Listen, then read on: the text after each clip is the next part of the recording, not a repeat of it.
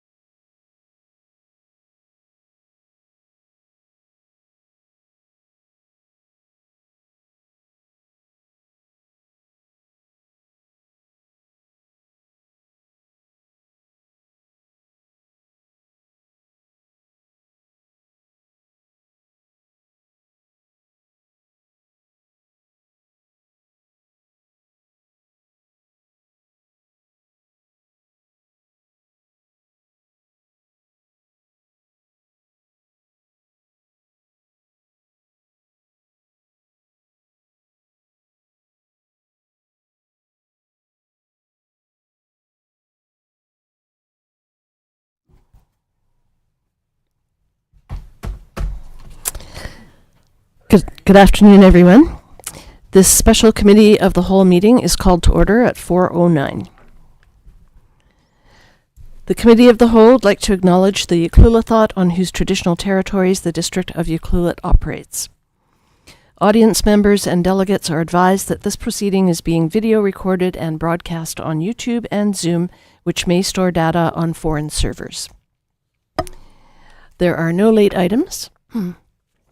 So I will move that the January 28th, 2026 Special Committee of the Whole meeting agenda be adopted as presented. Do I have a seconder? Councillor Anderson? Yes, second. All in favor? None opposed? That carries. There are no minutes. There is just one report on the agenda today, titled Zoning Bylaw Project, and it will be presented by Tyler Brown, Director of Planning and Strategic Initiatives. And I see we have Urban Systems in the house as well. So, Mr. Brown, take it away. Thank you, Mayor. And I appreciate you being here. I know this is the third meeting in as many days, and that's a busy week, especially when you're going through this agenda. So we do really appreciate your time. I won't be presenting too much today. You heard enough from me yesterday, so I'm actually going to turn it over to our consultants who have been doing a lot of work in the background to meet the very ambitious timeline with respect to modernizing the zoning bylaw.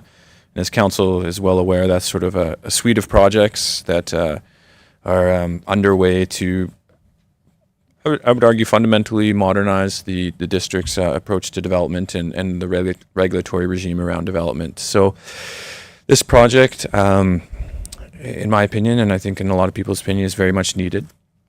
It will, if there's a few goals. The first is, like I said, just to provide a lot of clarity with respect to the zoning bylaw, but also, and importantly, looking at some housing options and for the district, a little more flexibility, potentially some infill, but ultimately, excuse me, that will be shaped by conversations with council and through you and with you with the community. This is, I don't want to reiterate this point too much, but I hope it's very clear that this project and the zoning bylaw belongs to council and it belongs to the community, and it needs to reflect the will of council in that community. So we will, of course, provide some guidance, our professional guidance and best practices from elsewhere, and make some recommendations. But if council's got questions or concerns, or the community does, at any point, feel free to let us know throughout this process. We know full agreement is never achievable in any sized community, and people are usually very passionate about items, and that sometimes that can be fear of change, and that sometimes can be that there's not enough change, and we're going to try to balance all that and support your decision making as we move through this process, and hopefully for adoption in June. Today there's some items, some of them might be controversial. We're just putting them forward to get some discussion and direction from council, because as we do go through this process and clean some items up, it does give opportunity to adjust regulations and modernize regulations. So I'm going to turn it over to Urban Systems now, council, unless there's any questions for me. We have Aaron Penner online. Aaron, you know well from some of his presentations with Nancy, but we've also expanded the team with Urban here. And I've been very pleased, and it's been a very great pleasure so far to work with both Kara and Brittany here, and they're going to lead us through this discussion. So over to you. Thanks, Tyler, for the introduction, and hello, Mayor and Council. As Tyler mentioned, my name is Brittany Tuttle, and I'm joined by Kara Gross and Aaron Penner online, who you know very well. And yes, we're all community planners with Urban Systems, and we started working with the district on this project before the holidays, I would say probably end of November or so. And so we're excited to be here talking with you about the zoning bylaw update. So maybe, we'll jump into the agenda.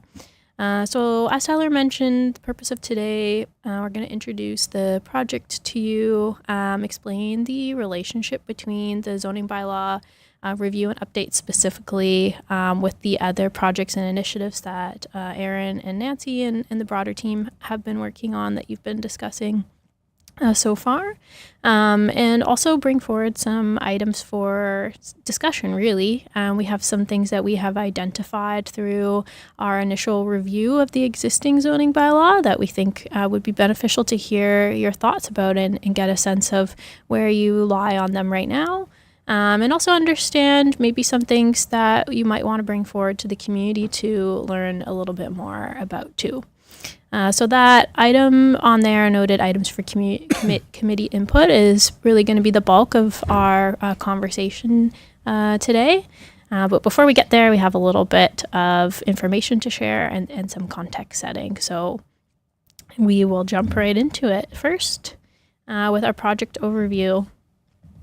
So why are we updating the zoning bylaw?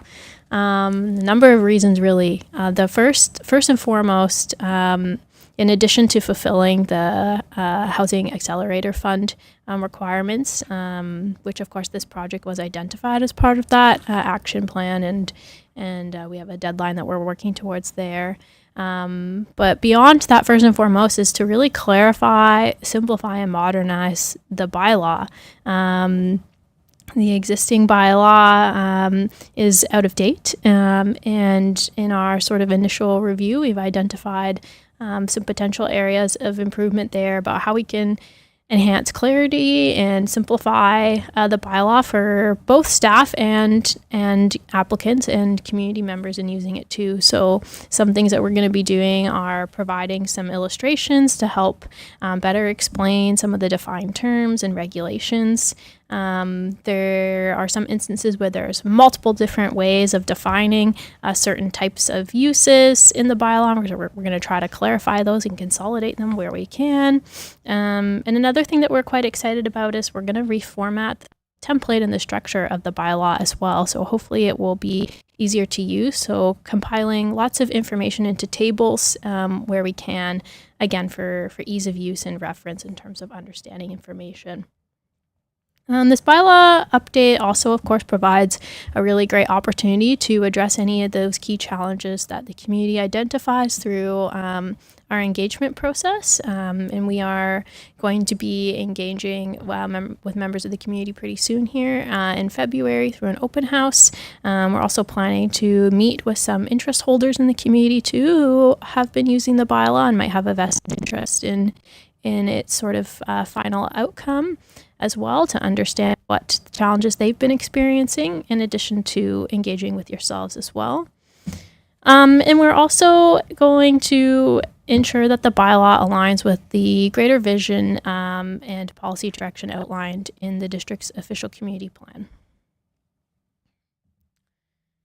So in terms of a timeline here, we have a general outline of when we started the project all the way through to the timing that we're working towards in terms of June adoption of the bylaw. So as I mentioned, we kicked off the project in November, and since then we've conducted a complete full review of the existing bylaw and identified some opportunities for how we might be able to improve it in terms of some of those things I just mentioned, like simplifying regulations and providing clarity. And also identifying some of the items that we want to discuss with yourselves today to get your input on. And so here we are at the end of January having this meeting with yourselves to introduce the project and have that conversation. As I mentioned, we're going to be engaging with the community at the end of February through an open house and meeting with some of those interest holders.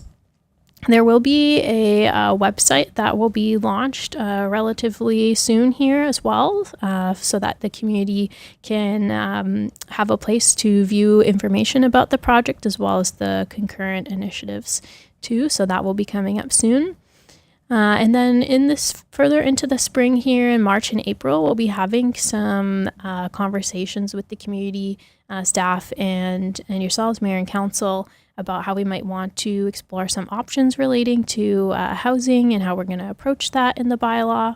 And then we'll come back to you with some updates on what we heard from the community and some things to consider.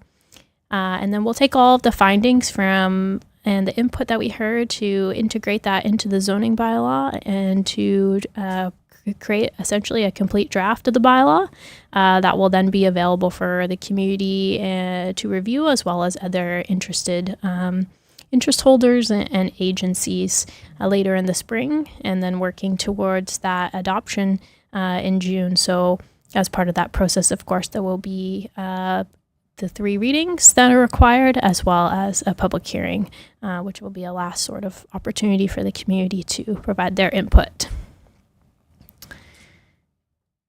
So in terms of engagement tactics, I noted some of them just on the last slide there, but they're all listed here. These are the specific tactics that we're going to be employing related to the zoning bylaw specifically. So there are a few other engagement tactics that might be noted in the engagement plan that would have been shared with you previously for the other related projects as well. But what's noted here is more specifically to the zoning bylaw.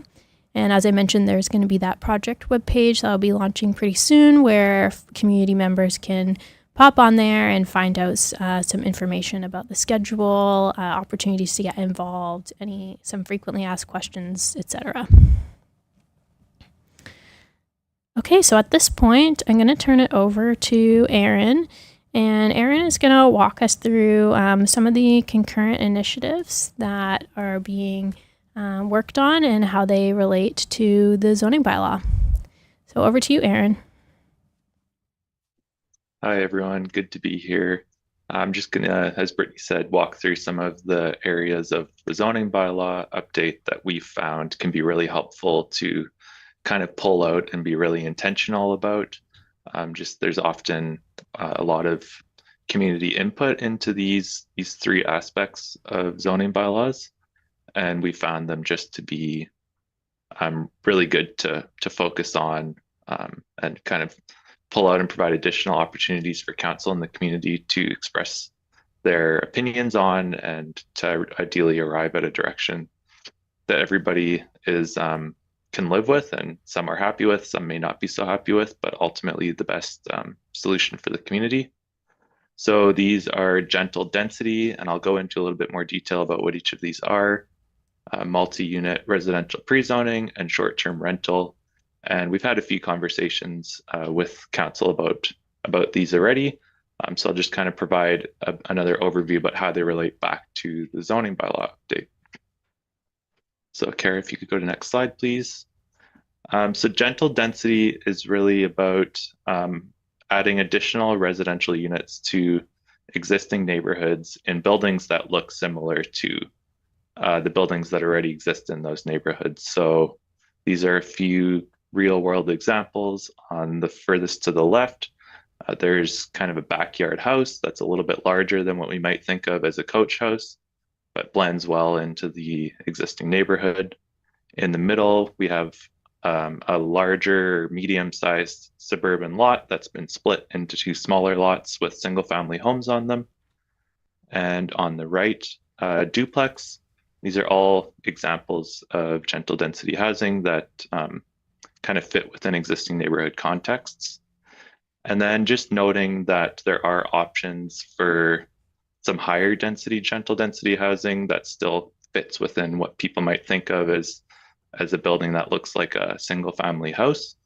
So Small Housing BC is a local kind of gentle density advocate in the province, and they have provided sample designs such as these 2 on the slides that we may decide together with council and the community are too dense for Ucluelet at the time, but just showing an option of some kind of higher density 5 and 6-plex options. Next slide, please, Kara.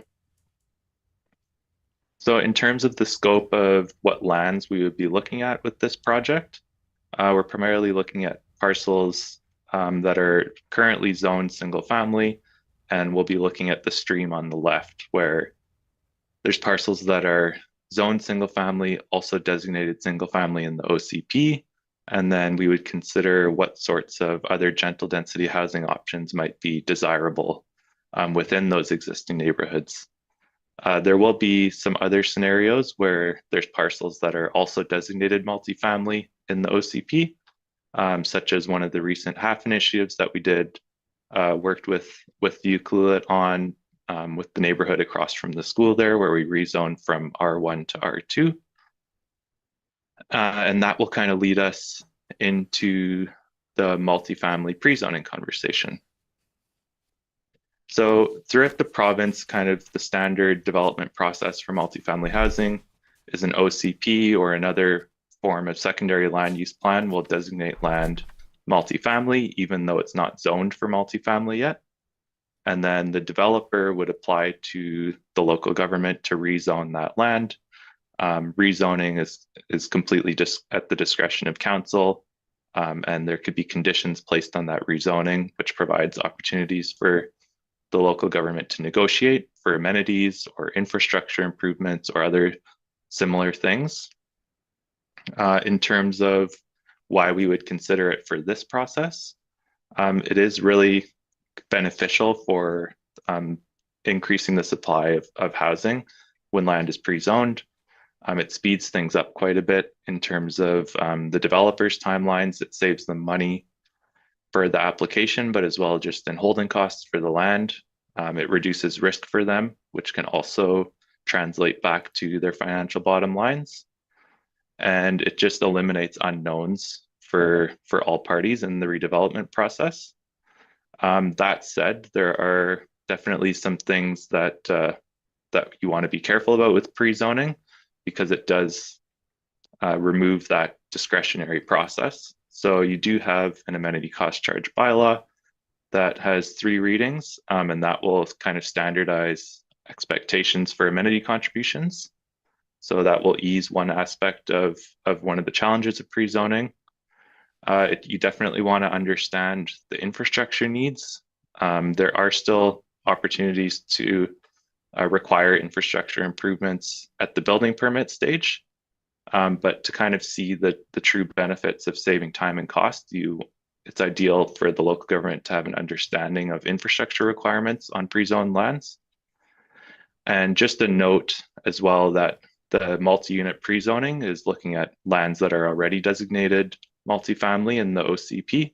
And primarily we're thinking about larger development sites that would go beyond gentle densities, such as like a 10 to 20 unit strata townhouse development or even an apartment development. So just again, reiterating that we do have somewhat of a starting place for lands that would be considered for pre-zoning, as we have the multifamily residential OCP designation, as well as the village, kind of the village core designation that would permit mixed use development. And the zoning bylaw does already include zones like this, but through the zoning bylaw update, Kara and Brittany would more be thinking about modernizing how those zones work. And then through the sub-project, we would be considering whether to apply those new zones from the outset. Okay, next slide, please, Kara. So some of the key considerations when we're looking at pre-zoning candidate sites are how likely is that land to redevelop. And we've already been working on this right now, just looking at the economic conditions, the site context, some of the environmental considerations that can sometimes be beneficial to sort out through a rezoning process as well, especially on a really large site. Access to services and amenities, these would ideally be sites that do have good access to services and amenities and are generally in walkable locations that don't need a whole lot of improvements to make them livable, from offsite improvements in that regard. And it's ideal to have good transportation access, things that you don't need to, for example, negotiate for extensive road upgrades on a site. And then it's also important to consider the neighborhood context and whether council would be comfortable with multifamily development happening within the short term. And this is really the key and why we want to be keeping you in the loop on the pre-zoning, is because it really does come down to council's interpretation of how comfortable the community would be with multifamily development happening in the near term.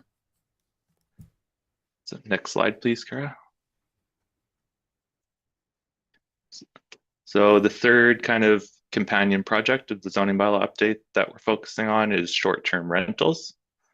And we just wanting to make sure that we're engaging comprehensively on this issue or on this topic. It's not necessarily an issue. It has some challenges and some opportunities that we want to be thorough in considering. So in the kind of the work that we've been doing already, we've identified three kind of streams of short-term rental that exist within the community. One is kind of like infill short-term rental, so units within existing neighborhoods or existing single-family homes. A second kind of focus area is purpose-built short-term rental areas. So those would be areas kind of around the Marine Drive, short-term rentals or vacation rental complexes.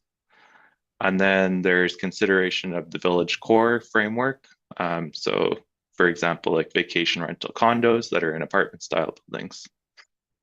And we just really want to make sure we're considering the balance within a resort municipality, recognizing that these function as mortgage helpers for a lot of people, and people may have made decisions to purchase a home, but relying on having that short-term rental to afford it. So we definitely don't want to eliminate any sort of grandfathering. We do want to make sure we're grandfathering in existing uses and not making things more challenging for people that already have short-term rentals. There could be impacts to the housing supply by permitting too much short-term rentals in the future. We do want to recognize that these may eliminate opportunities for example, new employees that are moving to the area to support a business startup or just to even support existing businesses, while also recognizing the crucial role of short-term rentals to the fact that you are a resort community, a resort municipality, and these things can be a really helpful option for people to come stay in the community who may not be able to find hotel space or may just prefer a different sort of option. Okay, next slide, please. Aaron, can we just, do you mind? A couple of questions. Yeah, this sure. is probably the only live one in the whole package here. I'm wondering if you can kind of elaborate. I know it's you're just starting things off. How am I going to word that? One of the things I always struggle with is the fact that, and Mr. Brown, you'll correct me if I'm wrong, a nightly rental, you're not supposed to have a full kitchen, but if you're going to make it for a long-term rental, full-time kitchen, are you able to comment on the distinction, or am I making that up? Yeah, so... Oh, Aaron knows all the answers. Go ahead, Aaron. Oh, sorry. Is the question? No, good. I didn't know you know it, but maybe you know the answer. Maybe you read all the documents. I'm just testing you. Okay, I'll try my best as a start, and then I'll pass it along to Mr. Brown. So I think with the zoning bylaw update, we do have like an opportunity to think through what that looks like. So my understanding is currently within like the existing single detached neighborhoods, somebody could add a short-term rental suite within their house under kind of the permitted use of bed and breakfast, but that unit wouldn't be able to have a full kitchen, as you had mentioned. But my understanding is that kind of that could be challenged with an update. So if you wanted to consider, for example, permitting a full short-term rental suite within someone's house, like a secondary suite, but being used as a short-term rental, that would be an option.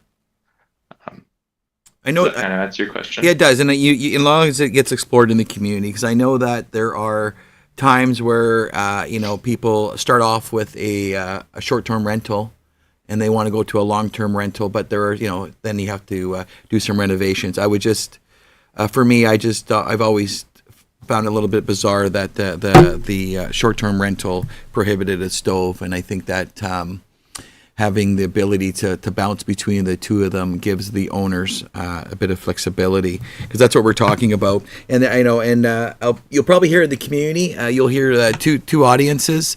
You'll hear the people that own places in the community but don't live in it, but they're quite happy to be an owner of a short-term rental. And then there are truly the one that you mentioned, mortgage helpers which I'm going to just say off the cuff, it's probably less. It's probably about 50%, 50-50. I know key residents in the community that they live in it. They clean the beds themselves, and it is a mortgage helper. Then you have the other audience where it's a nightly rental, and they hire the management company. Their hands are off of it, and it's generally an income thing. So, in some parts of the community, as you mentioned, a Marine Drive, I think that, who cares if there's parties all night and they're in and out with traffic, but it gets a little awkward in the pre-existing neighborhoods if you've bought an R1 and then the house changes ownership, like the one that's beside me is going to be soon. That could easily turn into a 3-bedroom nightly rental, and without any kind of consultation of the neighbors. So I know that you know this, Aaron. I think you've heard it from me before in the group. I just want to make sure that when we go out to the community, we're talking about it, because nightly rentals are an industry in the community, and those that don't live in them are my pet peeve. I think mortgage helpers means that you're living in it, you're working at the co-op or working for the district, and you're making a few points to make things ends. But if your postal code is not VOR, I find it hard to support absent home ownerships when it's generally a business, and that's what you see throughout the entire community. And I really look forward to see how you're going to try to squish that out in the community. And maybe I'm not the majority, but I like to think that the people that I associate with are like-minded and think that it's an opportunity for people, but it's also an opportunity for those that come to our town and are focused on more of a revenue than actually living here. So my long-winded version of that. That's really helpful context. Can I follow up on that just real quick? Yeah, no, I agree with what you're saying, but I think maybe we're talking about two different things too. I think one thing to keep in mind is when we have like the mortgage helpers that we're talking about and the people that are here, we definitely saw those when the B&B, there was a somewhat contentious couple of meetings when we were talking about putting some pretty heavy restrictions on those B&Bs, and we realized that the number of people in this town that rely on that are massive. So it filled this room, and then the overflows, and it's definitely important for the town. But the one thing I think that I think we have to delineate here is a difference between, like, actually people can't actually not live here. They have to live here, or they have to have a primary residence. So I think that's the definition that we have to back up to, is people can't just buy a place here and then just walk away and rent the whole thing. That doesn't work.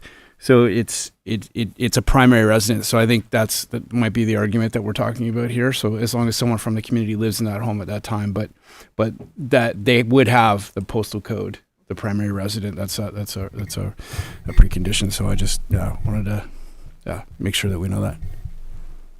Cheers.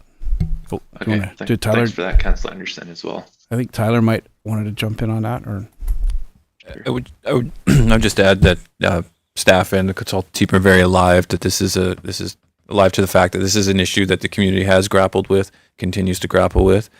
I know internally we've kicked around some ideas that we know there's no perfect solution. I think that's probably the reality, but we've kicked around some ideas that might present a path forward that hopefully the council and the community might want to engage with, and that again is trying to find that balancing act. And so we could probably spend the next a few meetings on this very topic, and we likely will get to that point where we're presenting you with some information and asking you to engage with it and debate each other and help us craft that path forward. So we just wanted to kind of prime the pump that this issue is coming, and you will have to engage with it, and it'll be very useful, I think, when we get out to the other end. And we want to make sure that we're going to be giving you some options for you to consider. You might not like any of them, but to really wrestle with and hopefully provide some more clear direction, because we do know it's been a long-standing item. And that's going to be the meat of this whole thing, that what you guys are doing. People are going to say it. You're going to have longtime locals, you're going to have new locals, and they'll have totally opposite views of it. At the end of the day, Councillor Anderson nailed it.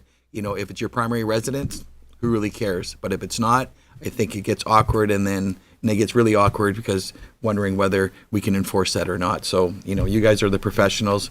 That'll be the big topic for me to see what you guys flesh out.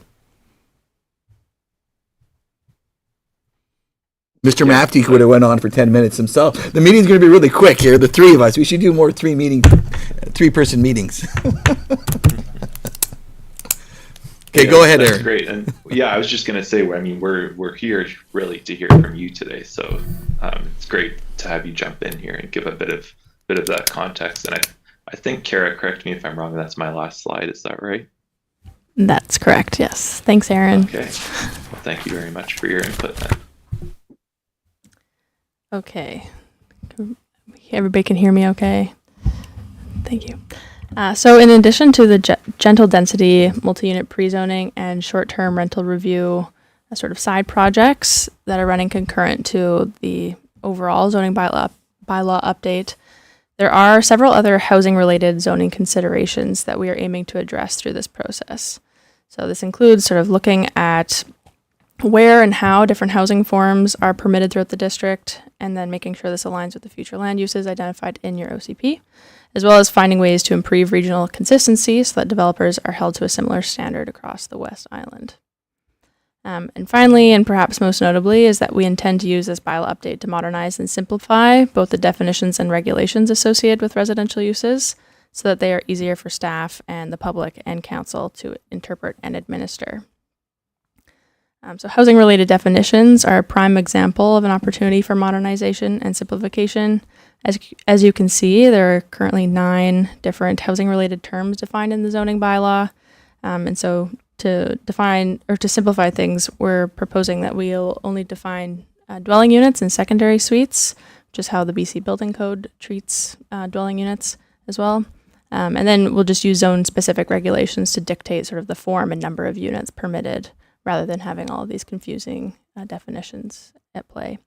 So in practice, this could look like permitting one single detached dwelling unit, either with or without a secondary suite in an existing low-density neighborhood, or it could be permitting many attached dwelling units, aka townhouses or apartments, in the areas identified through the multi-unit pre-zoning side project. And we could dictate that density using a maximum number of dwelling units per hectare or a maximum floor area ratio. Like I said, both of that will be decided upon sort of that side project there. And now sort of we have some items for committee input beyond housing, and we'll sort of pause with each topic to pose a question and have a little bit of discussion. The first of which is amenity areas. So this refers to amenities that are on site, provided through multi-unit residential development to provide amenities to the residents. So this can include both indoor or outdoor amenities such as playground equipment, a communal rooftop patio or an individual balconies, indoor equipment storage for things like bikes, surfboards, camping gear, etc., or shared rec facilities or fitness equipment like a gym. So the existing zoning bylaw requires that shared outdoor amenity space, so like a common yard, be provided for detached secondary dwellings, so like a coach house style, and as well as multi-unit residential development. And then the extent of that requirement varies depending on the number of bedrooms being proposed. And so as part of the bylaw update, we have an opportunity to review these requirements and then see whether there are opportunities to revise them to actually or to reflect the current and perhaps future needs of the community. So we've got some examples here. Other island communities apply amenity area requirements differently in their zoning bylaws. The city of Courtenay, for example, requires just 20 square meters of private amenity area for secondary suites and detached secondary dwellings. And so that would just be like a little yard for those units. Conversely, District of Souk. Quick question for you. Yeah. Does it have to be grass or can it just be patio stone? When you say space. That's also something that we can decide Okay. to define how we'd like. So the District of Souk, they require a percentage of the total lot area to be developed as shared outdoor amenity space again. And then that value, that percentage varies depending on the scale of their development. And then the town of Comox, who's currently in the process of adopting their new zoning bylaw, they include both private and shared amenity space requirements. And then depending on the scale of development, it might specify further whether it has to be indoor or outdoor. So they have, for any kind of residential development, including one unit, like a single detached home, there is a amenity area requirement of outdoor space. Again, that would be satisfied through just having your yard. But then for development that is greater than 10 dwelling units, there's additional outdoor amenity, shared amenity space requirements. And then past 50 dwelling units, they have imposed indoor amenity space requirements as well for like communal indoor amenity space. So the questions we have for you on this is the committee interested in updating amenity requirements for new residential development to include private amenities, these things like balconies, decks, dedicated storage space, etc., and shared amenities or neither. The shared amenities, again, could be storage space, common outdoor space, communal cooking facilities, meeting rooms, etc. The list could go on. And then, yes, if so, what scale of development should these requirements be applied to? So what does our current zoning bylaw have as far as amenity areas goes? Bylaw currently requires just for secondary or detached secondary dwellings, so not secondary suites, but sort of those detached guest cottage type dwellings, and then also for multi-unit residential development. And it's just outdoor amenity space requirements. So that sounds like it needs some updating then.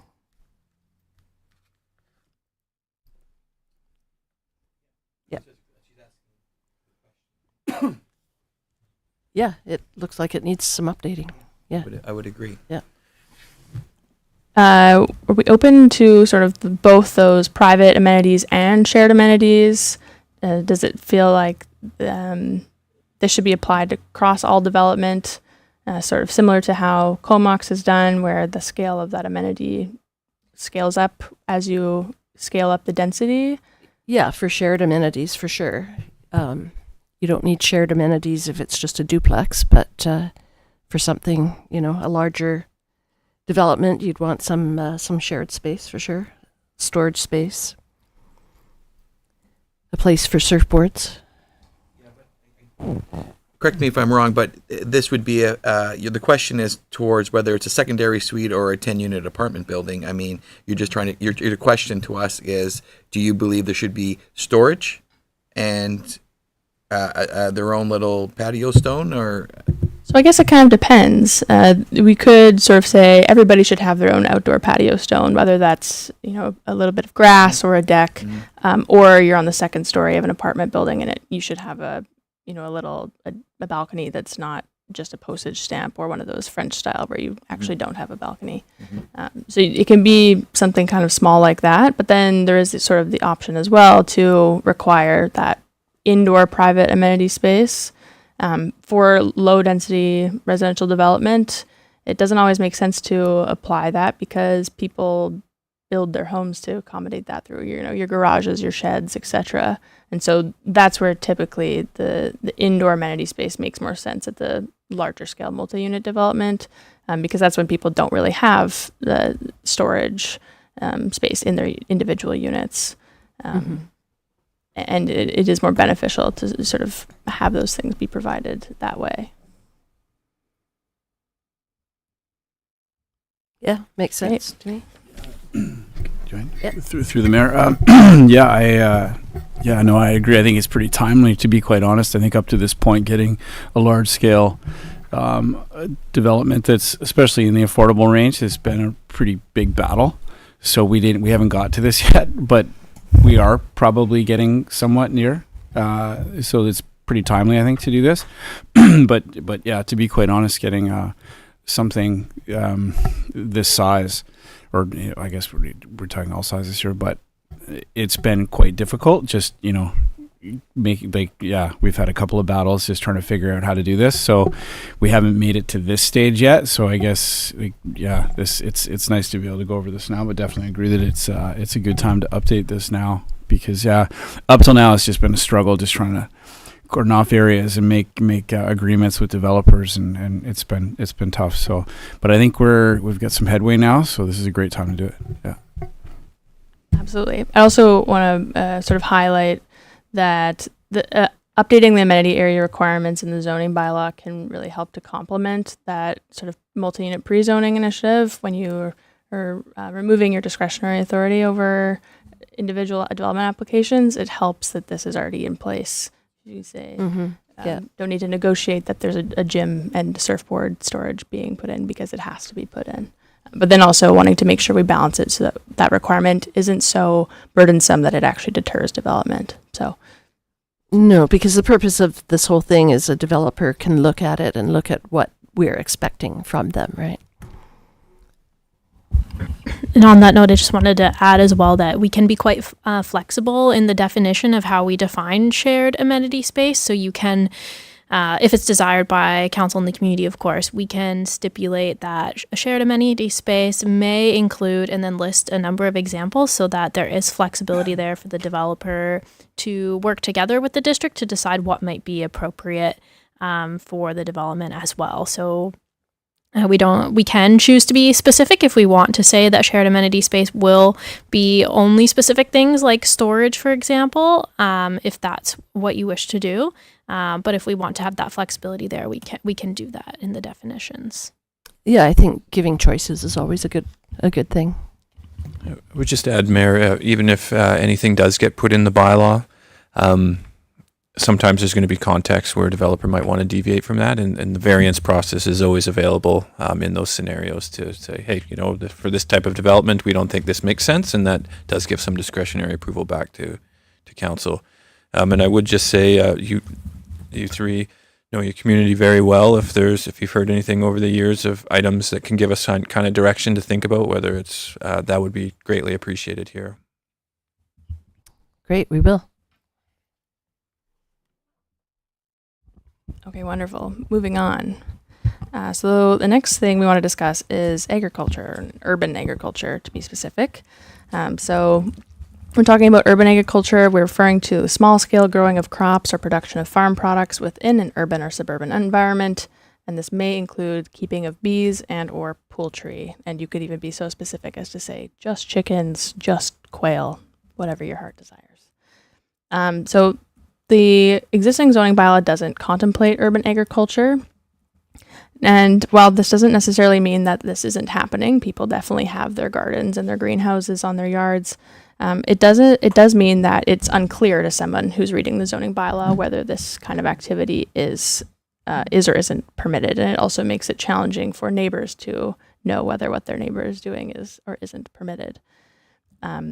And we also noted that food security is one of the objectives identified in the OCP, that residents have access to healthy food and opportunities to grow, harvest, and buy local food.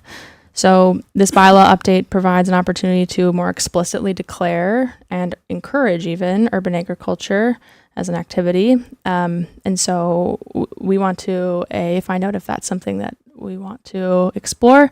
And then if so, to what extent should we be permitting this?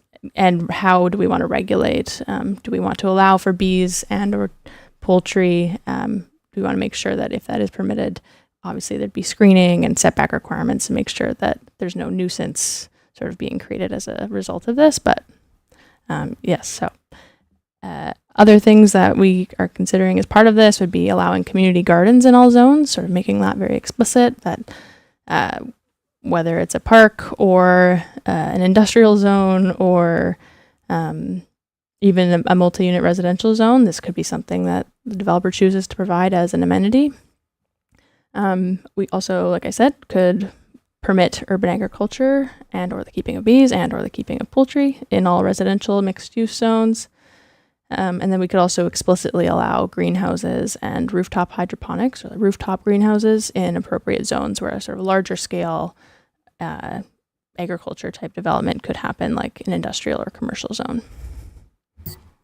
So my questions for you is, should the zoning bylaw include regulations that support urban agriculture activities? And are there areas of the community where small scale agricultural activities are or are not appropriate? Well, I think in 2020, everybody built a greenhouse. I think I'm the only person in my neighborhood that didn't build a greenhouse. So, oh, no sunlight for you. Oh, I think for me, allowing it is great as long as there is some consideration for bear proofing, because we have a real bear problem in our community. And Councillor Noel, I know you had a chicken at one point. You still have chickens, and your neighbors are fine with that.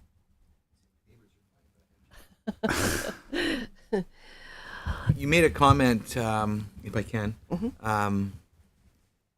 Setbacks. I never heard chicken setbacks. Usually you just use your fence line, the people that I know, and then here's where it is, and that's where the argument starts, right? Your neighbor's got the hot tub next door, and then Sheldon's yelling at me. So it's it'd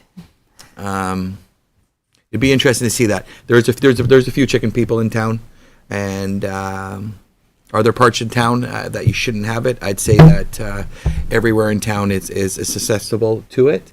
We have I forget Bob's last name. Hanson. Bob Hanson. I think they're speaking to the authorities in town, the guy that deals with that all the time.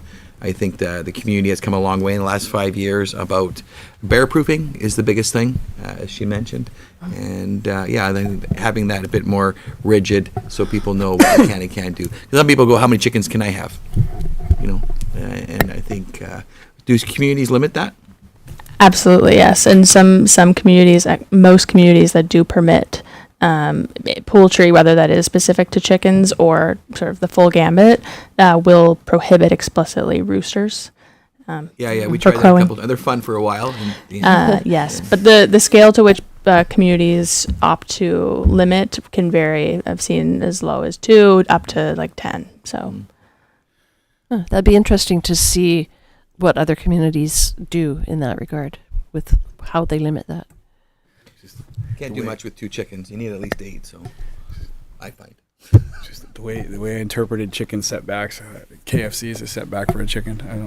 I read that wrong in my head. That was a dad joke, right? Sorry. Yeah. Well, both. It's on both. So does that give you a bit of an answer? absolutely. Maybe just a clarification about bees. How do we feel about bees? Yeah, I don't know anybody that has bees. Not in town, anyways. Yeah, there isn't many beekeepers. I know of one on Willowbrae. That's about it. Which isn't in town. Yeah. Doesn't mean it won't come, but I think it'd be important to put a provision in there as newbies are coming to town, and rather than it being a surprise. Did you say newbies? New people come into town. Newbies. Newbies. Oh, there you go. This is like a chicken setback. Yeah. Newbies. Yeah, and the rooftop garden and all that kind of stuff. I think that's, why regulate that if somebody wants to have one? That's great. Bees, I'm not sure. If my neighbor had bees, I don't know. Can be bee setbacks as well. And how do you enforce that? I guess that is a conversation that we'll be having with staff, especially around capacity for enforcement. As with most enforcement things in town, it is sort of enforcement on a report, or a complaint-based enforcement is what I was trying to say. Right, that's how it is now. So I guess it would depend, and if this is also something that you could put in the bylaw, and then if 6 months later you had a real problem, bees were flying around and unruly and stinging people, you could opt to come back and repeal or amend, increase the setback. That can be one of those trial and error type things. I think for bees, I'd rather have it not allowed unless somebody comes to us and asks permission. Maybe it just seems way different from chickens and gardens. I didn't. We're getting into the details here.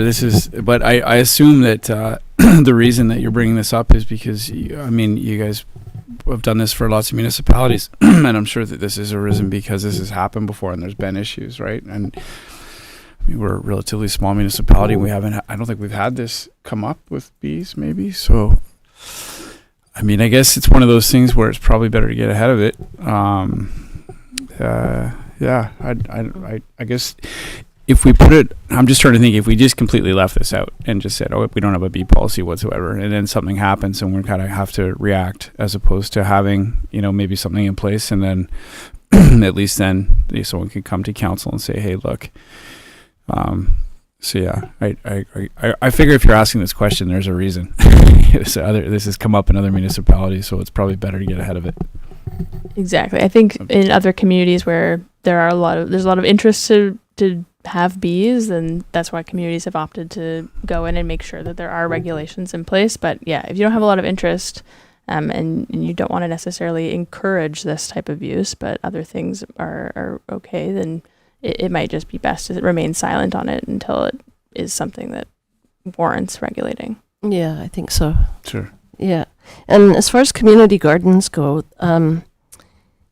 in all zones, I'm not sure that's appropriate in all zones. I mean, we have one a group came to us and asked if they could put one in at one of our parks. And so that we allowed that. That In the was Bachelor. At the Bachelor Park, yeah. So that there's a community garden there, and then there's one out at the junction. But I don't know that. Like, how would you allow a community garden everywhere? It just what do other municipalities say about that? Some communities opt to, in their general regulations, there's typically a section that sort of says use is permitted in all zones, and that's where it'll be listed, and it'll be defined sort of broadly as a garden space, either with sort of plants, edible plants, or space for educational opportunities, etc. And then the actual management of those gardens is sort of left on like a internal policy or procedural type decisions that have to be made, sort of complement.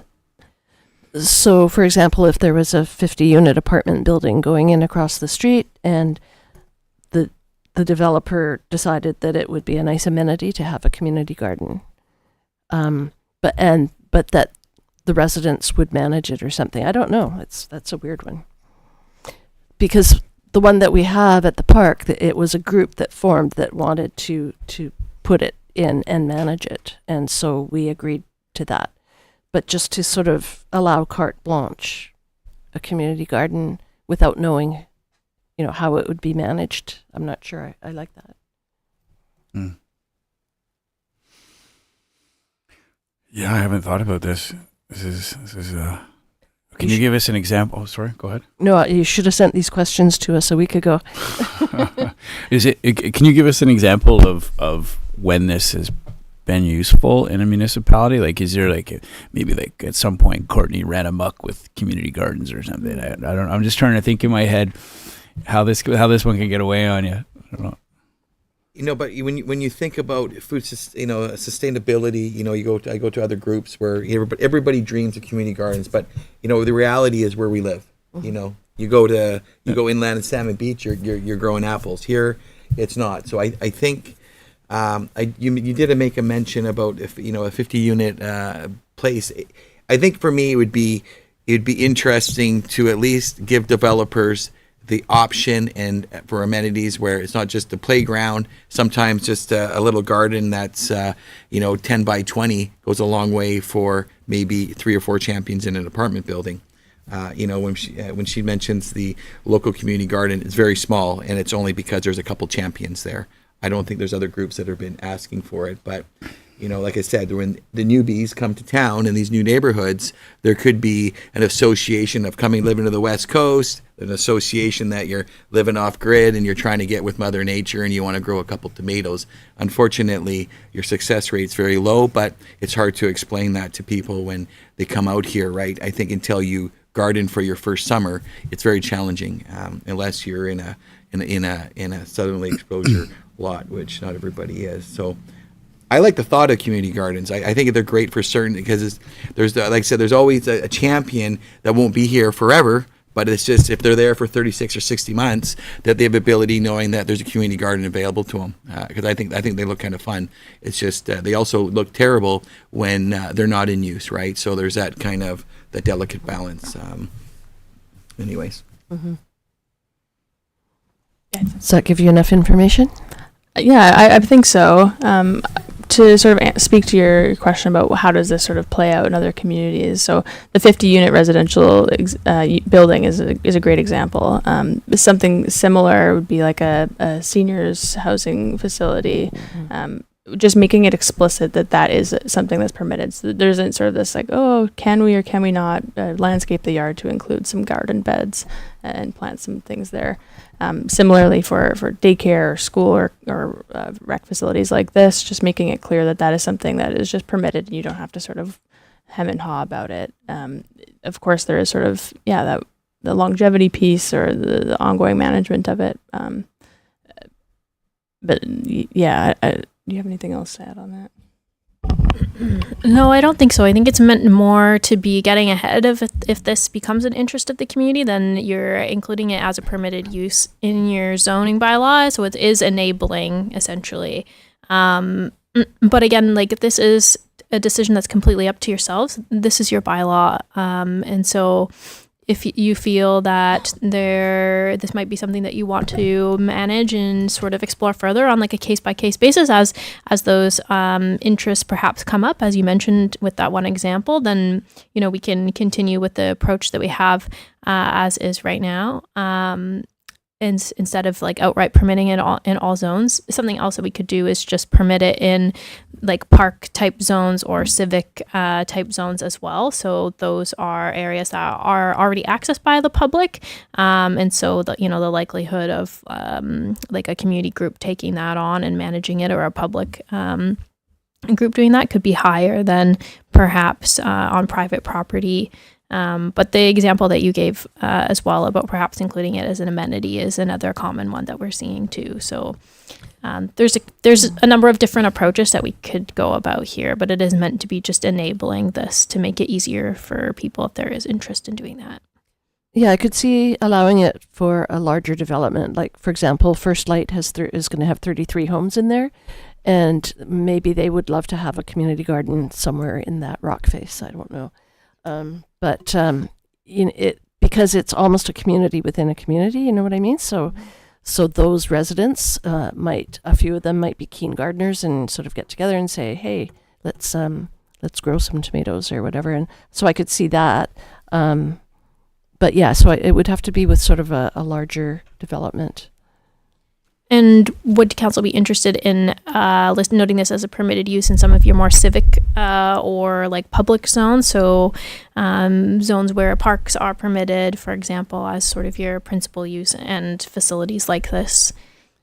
Not carte blanche, but they'd have to come and approach us. And okay. So it's certainly a possibility, but not just not outright. Not outright. Yeah. Okay, so sounds like good in terms of noting it as a potential like amenity in our amenity definition that we're gonna work on in terms of shared amenity, but otherwise we'll stay silent on it in the bylaw. Yeah. That's great. Yeah. Yeah. I think and as if I may, as the mayor mentioned, during COVID, a lot of people put up greenhouses. So, and then there was a time too when the road caved in, so we didn't have produce for a couple of weeks, and so I think food security is on everyone's mind here. So yeah, we definitely don't want to keep people from having their greenhouses. They'd come after us if we tried to stop that. Do you know what a chicken's least favorite day of the week is? Friday. So it's not. Scratch that from the record. Okay, moving on. Electric vehicle parking. How do we move on from that? You skipped the cannabis one. I don't know if it's just I got in the wrong order. We reordered a little bit. See if we're paying Apologies for that. attention. Okay. Yeah, I noticed that too. Good catch. Keeping her on your toes. So similarly, the existing zoning bylaw doesn't contemplate electric vehicle parking at all. So this bylaw update provides us with an opportunity to explore potentially introducing EV parking requirements for new development. And this, to the extent to which we impose EV parking requirements, can vary. It can include just EV prepared or EV ready parking spaces. This is parking spaces that are wired to accommodate future installation of EV charging equipment, but there isn't actually a charger there. Or it could also be to just outright require EV charging stations, which is a parking space equipped with that universal charging equipment, often to a specific charge level. And typically, if you're requiring these things, it'd be like a level 1, it's like a slow charge in a residential type setting, and then a level 2 or level 3 in like a commercial or institutional type setting for faster charging. This is where we need Councillor Hoare here to talk about her EV. Yeah, I think, well, there's more every year, and we do have some charging stations around town, but if there was a development with multiple units, I assume it would be a good idea to have an EV charging station. Oh, there you go. What are the other folks doing? So yes, I posed the question before I actually showed you the examples, but I'll repose the question after we sort of talk about what other communities are doing. In Nanaimo, there are specific level EV level or EV charging levels required for new multi-unit residential development, new student housing, and new seniors housing development, and that's kind of the extent of it. The town of Comox, they just require EV prepared spaces for all new development, and this is applied across all uses as a function of the overall parking requirements. So if a new grocery store is going in there and it requires 50 or 100 parking spaces, 5 of those spaces would have to be EV prepared in Comox. And then in Cumberland, they have both EV prepared and EV charging station requirements, similarly as a function of the overall parking requirements, their standard parking space requirements. However, in Cumberland, they've also required that for residential development of any kind, for residential development where there's more than 10 spaces required, so that would be your sort of multi-unit development, 100% of those spaces have to be EV prepared at least, so that there's no retrofitting required later on. Ooh, wow. Yeah. Sorry to interrupt. Just want to note too that the cost of retrofitting a multi-unit residential building's parking to accommodate an EV charger, it can cost upwards of $3,500 per stall, whereas introducing EV readiness at the time of construction can cost as low as $1,500 per stall. So yes, it is sort of that upfront cost that developers have to shoulder, but it is sort of removing the sort of kicking of the can of that cost onto the property owner down the road. And for strata development, this is something that the province is requiring stratas to do anyways, so this would be sort of in alignment with that requirement from the province anyways. Well, in that case, I'd rather have the developer do that rather than pass the cost on to the owner of the apartment or whatever it is.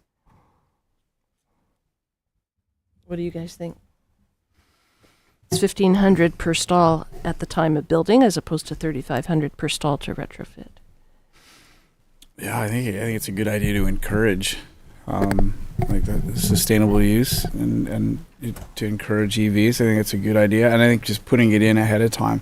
But if someone wanted to come back and say, "Hey, look, I'm building a small multi-unit residential building and I can't afford to do this," we could look at that and say, "Hey, maybe we can waive this in this particular case." But yeah, I don't know I don't think with a larger, like something like a 50 unit, I always go back to that.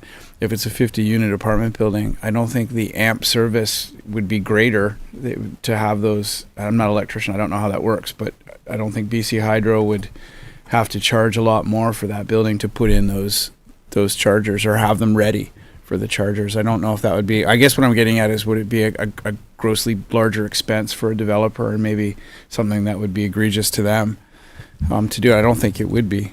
I don't know how that works. Yeah, so EV ready is really speaking to that electrical capacity, and and that's where the expense really is on the retrofits, is when that you haven't designed the electrical workings of the building, you haven't designed the panels, you haven't your connection to hydro. That's where those costs can really add up in the retrofits.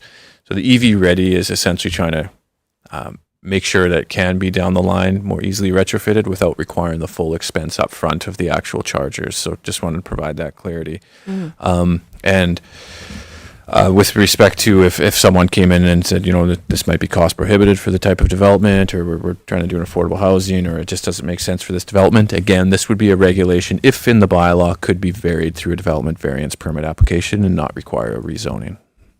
Okay, that makes sense.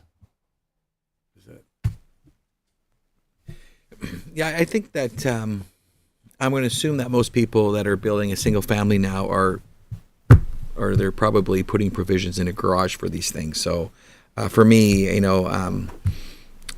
it's like the cost of these homes on the West Coast already are significant, and for me, I'd like to make it easier for people just to put EVs in, and if they're not being used, great. I think that'd be my preference. But again, you're going to go out to the community, and I don't think they're big ticket items. When you're talking about a single family, you're talking about an extra cord, and there's a plug hanging provisions in the garage is what we're talking about. And in a parking lot, I think that most people are thinking about that. It's like cisterns for catching rain. There's some parts. I know our neighbors in Tofino. There's a lot of homes now being built with cisterns, and they don't need to, but they're trying to get themselves a little bit more reliant. And I don't think I've seen a house recently built that didn't have provisions for an EV or an RV hookup. That's just kind of things that you want to check off. So I don't know. 3 great choices. I don't think anybody else want to make anything strong demands on any developers. We're just happy developers are showing up, right? And we don't want this to be one of the things that they focus on of why they don't want to build. But you're going to do that work anyways. Okay, excellent. Also, just want to clarify, when we go to community about EV parking, like to the scale of which that should apply for residential development, do we also want to include other forms of development, sort of commercial, institutional? Do we want to ask the community if they need more chargers in their public spaces, etc.? Is that something to consider as well? That's a great idea. Yeah, it doesn't hurt to ask, for sure. And it's definitely increasing more, obviously, as it is everywhere. But we are touting ourselves slowly but surely as being like an environmentally progressive and sustainable energy town. So we have like a vessel electrification project here. So who's got their hand up? Yeah. So I think it behooves us to have a pretty good policy for EVs. I'm just going to keep talking here and see how long Friday.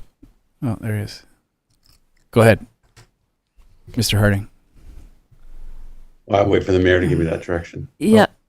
Go ahead, Richard. Sorry. Nice. Thank you, Mayor me. Council. I'm sure that you understand this, but this great discussion and really enjoying listening to this. Just want to make sure Council, whereas we're right now with this presentation, we're just kind of getting a sense of some ideas of concepts of where council wants to go, so the consultants can kind of focus some of the initial draft, but you're not deciding on any of this today. It's just a general focus of what you want us to focus on with this first draft. Maybe Mr. Brown can highlight on that too, but I'm really appreciating the input on this from both sides. Absolutely. This is nothing other than a temperature check. And we want to kind of give it to you early and then and get that feedback, and it will be refined as we move forward through your discussions, through your decisions, but also I think really importantly through the community feedback, and that will all feed in ultimately into decisions of council. So we're taking notes as guidance. We've purposely structured this to capture your dialogue, but not capture any motions, because I think we'd be premature seeking directions from council without the more robust technical work in the background, but also that community engagement. Couple cheesy questions. When you think about EVs, I also think about amenities. To me are outside showers on homes. We live in a community where we usually come back covered in sand, and it destroys municipal infrastructure, sand. And so, when we talk about amenities or, I think, anyways, I'll leave it with you. The reality is when we're building homes, encouraging solar, encouraging EV parking, encouraging outside wash stations, all those kind of things, because I find that those are the kind of things that homeowners are adding once they move in. And if we're going to site specific to the West Coast, infrastructure is destroyed here, particularly in Chestermans. We make a lot of calls up there, and it's directly related to that kind of stuff. So, encouraging homeowners to be good stewards of their sewer systems. I think sand is a big killer for us.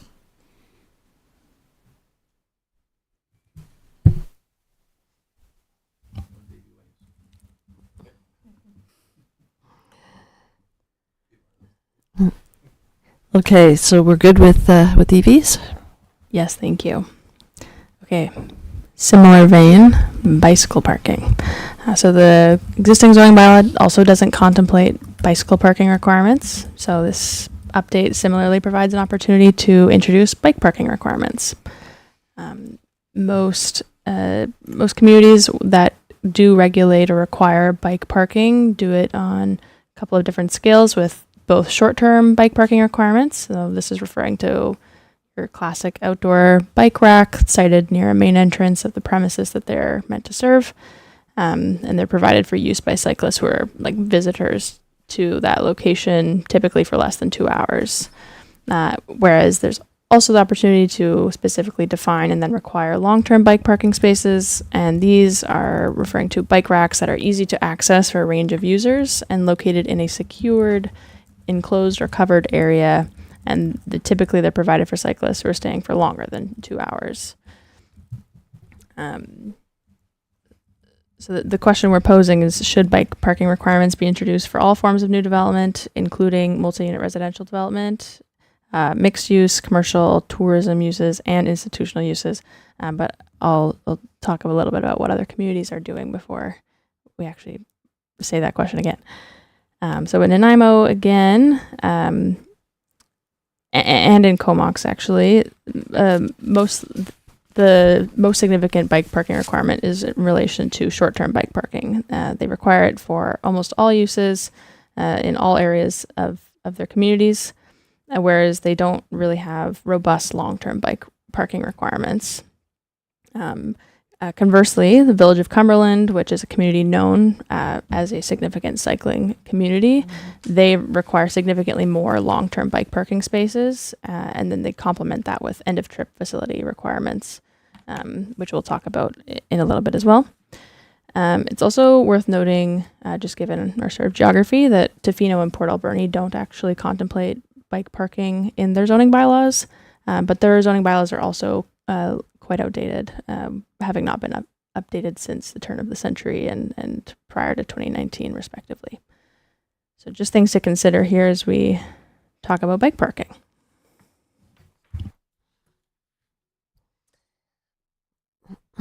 Yeah, so in residential, I guess it would depend on the size. Here you're suggesting exceeding 5 units to require bike parking. So bike parking and bike storage are two different things, right? Again, it can kind of depend on how we choose to define these things. So if you are talking specifically short-term bike parking versus long-term bike parking, and you define short-term as like an outdoor rack, then that would be very different than, say, like a rack that you have indoors in your garage, even, or like a designated bike storage shed, which we would consider to be more of a long-term bike parking type facility. I was actually pretty impressed because we have a brand new medical center here that just opened like 2 months ago. And whoever the architect was had the foresight to build a shed for bicycles so that their staff and people, patients, have an indoor place to put their bike, and also to plug your bike in if it's a hybrid bike. Yeah, I was really impressed. So so yeah, I'd like to see more of that. We like to promote active transportation here in Ucluelet, and the more people that are out biking, the healthier they'll be. And I'm all for the outdoor temporary racks, but also indoor storage with charging stations potentially. That's just me. You have an electric bike.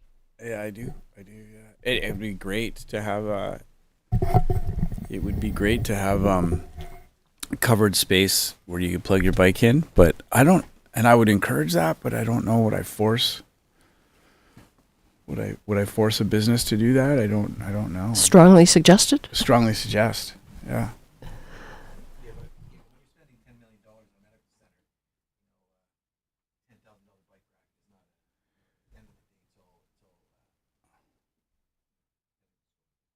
I was just impressed that they thought about doing that.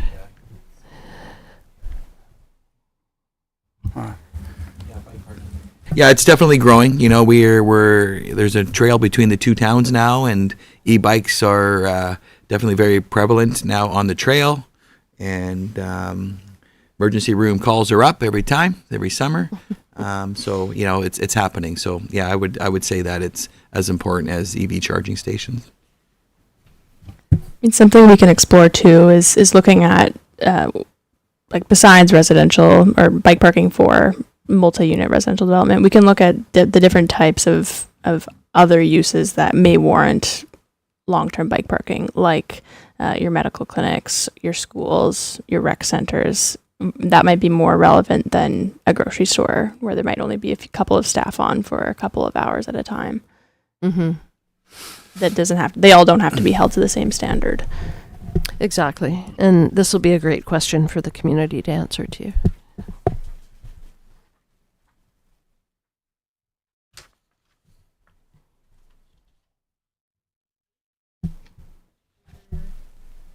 Sorry, another thing to consider in relation to bike parking is end-of-trip facilities. Again, this is something that the existing zoning bylaw doesn't contemplate, but these are amenities that are necessary to support active commuters at the end of their trip, including lockers, change rooms, washrooms, shower facilities, bike repair spaces or equipment, and bike washing stations. And it could even include the chargers that we'd probably recommend including that in your actual bike parking definition. And so if we're going to be requiring long-term bike parking spaces for different types of development, should we also be requiring end-of-trip facilities for this kind of development?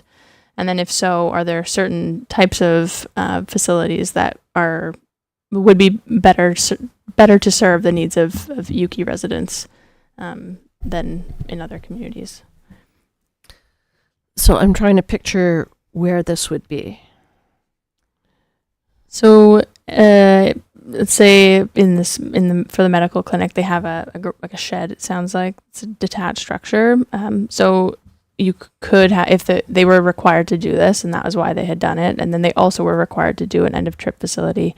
There might just be in that building, there might be some locker space. There might be a single or two sort of change room stalls, maybe a shower stall, a bathroom even. The extent to which you require that can really range, and it again just sort of depends on what we want to do. Yeah, the medical center has all those things: lockers, change rooms, washrooms, and shower facilities for their staff. Yes. But patients that are riding their bikes to the clinic obviously won't have access to any of that. Exactly. So typically the long-term bike parking spaces are for sort of the staff, as you said, and then because of how those are oriented in relation to the end of trip facilities, those are also sort of for use by the commuters themselves. That is sort of the intent. And that would be the same thing in a residential building. The door to those facilities wouldn't be open to the public. It's sort of for the users. And I think the intent there typically is so that if you do have a bicycle wash station there, you do make sure it's plumbed appropriately so that when all the sand and debris is washed off, it is appropriately captured and doesn't just go into your infrastructure, degrade it the way it might if you just had somebody using a hose off the side of the building doing it. So again, this is more for like a 50-unit apartment building or something, or an employer, right? I think the important thing to just highlight here as well is that one of the main intents of requiring active transportation infrastructure, such as, or I guess not necessarily requiring this infrastructure, transportation infrastructure, but requiring these end-to-trip facilities is to support the use of your active transportation infrastructure and any active transportation plans and policies that you have in place. So something that we would encourage is thinking about, the community is growing, and is the primary mode of transport as the vehicle still going to be sustainable into the future if you have more people living here and needing to get around. And so if the community is looking to move in a direction where biking becomes one of the higher modes that is utilized, then providing these facilities, end-to-trip facilities and long-term bike parking can help you better achieve that mode share split of being higher on the cycling end than on the driving end. Okay, well, I guess we have a good example. We've got Ecostics coming back to us shortly with High Focus, their development there. And that's way at the far end of town, not anywhere near amenities. And so it would be good to encourage people that reside there to ride their bikes as well as drive. So maybe a development like that should have an end-of-trip facility for their residents, because there's many of them. I guess it kind of depends on the size of the development, really. Yeah, I flipped ahead. I've always been. I love what Kelowna's been doing. Kelowna they're always bragging at these public events, and you would do good there, Mr. Brown. I do like the way they worded here, where any commercial industrial development is proposed, end of trip facility shall. That totally makes sense. I think most employers now, if they're building, are trying to think about that. So I would specifically to that, sort of like the medical center as she described. I think it's an employer-based thing, and I think most industry and commercials are probably doing that. So I like the way Kelowna's worded it. Yeah. Yeah, I don't know. I just on first hearing on this one, these are all kind of things that kind of I think need to swirl around a bit and definitely engage with the community on this. It would be a good one for that. On first hearing this, to me, it sounds like more like a bigger city problem, or a bigger city solution, I guess. I don't know if we have enough. There's quite a few people who bike here for sure, but I don't know if we have that critical mass that demands that. But well, let's put in perspective here. The district office, for one, as we're representative, end of trip, they're going to be doing renovations. I don't know what the big renovations are, but I imagine I see bicycles outside, and for some of them, I think they would probably like to be able to bike and, if they need to, take a shower, change their locker, and put their uniform on. But I think I think it's an employer thing, specifically with commercial and industrial. I know if I was building another building, I would probably be thinking about that. I think everybody's thinking about lockers and end of trip, and it's all about trying to keep your employees a little bit longer now, right? Oh, totally. Yeah. So that's what So my mind started to wander over to the cost of the bathrooms that we put in, like over by Cedar and the places there. Yeah, I'm not reading in this, correct me if I'm wrong, but I don't see it that residential that we as a district are saying here's your wonderful facility to wash your bike and take a shower for free. I think it's more specific with if they have industrial, commercial, development that's coming, trying to encourage them with the end of trip. So I think that's for most employers, I think they're doing that now, especially ones that are over a couple dozen. Or a larger residential development like on High Focus. I can totally see them wanting to provide something like this for their residents. Even like not in every home, just a central location. Beside the community garden. That's right. And the bees. And the bees, yeah. But there's I don't know if I should bring this. I was just going to say, like, being a resort municipality, we get a lot of people that come in the summer, and you know, we get like van lifers and such, and finding a place to shower can be a hot commodity, and so yeah, sometimes Intended. sometimes the best intentions can lead to like public bathrooms here can become washing stations, and yeah, so it's a little touchy sometimes offering things that would be available to anybody. Mhm. But I agree, yeah, the commercial and businesses for sure, they encourage that. All right, we nailed that one. Great. Okay, so here's where we move cannabis to. So the existing bylaw currently prohibits the retail sale of cannabis throughout the entire district. There's a clause in the bylaw that says that essentially cannabis retail is prohibited in all zones. However, despite this clause, it is important to acknowledge that there is an existing cannabis retail store in Ucluelet, and this is currently operated via a temporary use permit. And so through this bylaw update, there is an opportunity to review that existing prohibition if desired by council and the community, and revise the approach if you so wish to do so. And so, for example, we could relax the existing regulation or prohibition around cannabis to just provide some guiding regulations if that's desired, and rely more on provincial and federal licensing requirements. So, for example, the province does require cannabis retail stores to not be visible from the outside of the store, what's actually being sold inside, aside from the sign. Operations need to occur within certain hours of the day. Exposure to youth or cannabis sales needs to be limited, so that's up to a local government to determine to what extent they wish to regulate that. So there's quite a bit of flexibility within the provincial regulations to dictate how you wish to do that in your own local government, but they do provide some sort of guiding posts per se.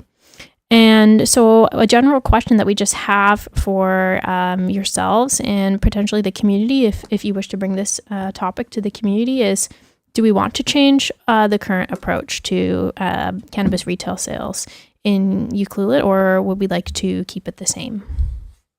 I would absolutely pose this question to the community, for sure. The reason we went with the temporary use permit for the one that exists is because we didn't know what the ramifications were going to be. It was a brand new thing for us, and Tofino already had two, but we were a little more hesitant at our end of the peninsula, so we went with the temporary use permit.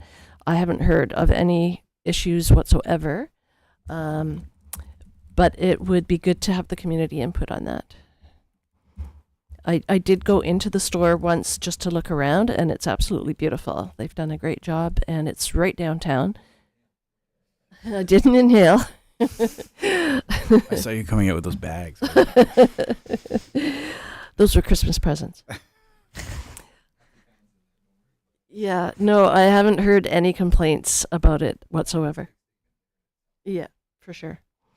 So, before kind of reverting to provincial regulations, I would just get the community pulse on it for sure. I have a hunch I know which way they're going to go. Yeah. Right. Okay. So moving on to, this is our last item in which we're hoping to seek your input on. Actually, we have one more after this, so forgive me, that's wrong. But the zoning map. So as you are aware, there's always a map attached to a zoning bylaw. And of course, as through part of this process, any changes that we make to your existing zones, the map will be reflected to update what those new zones are in the bylaw. But in addition to doing that, the zoning map can be updated as well to better align with the land use designations outlined in your OCP. So that's something we're going to be considering when we're reviewing your zones, how we can better create alignment between those two policy documents where possible and where it makes sense.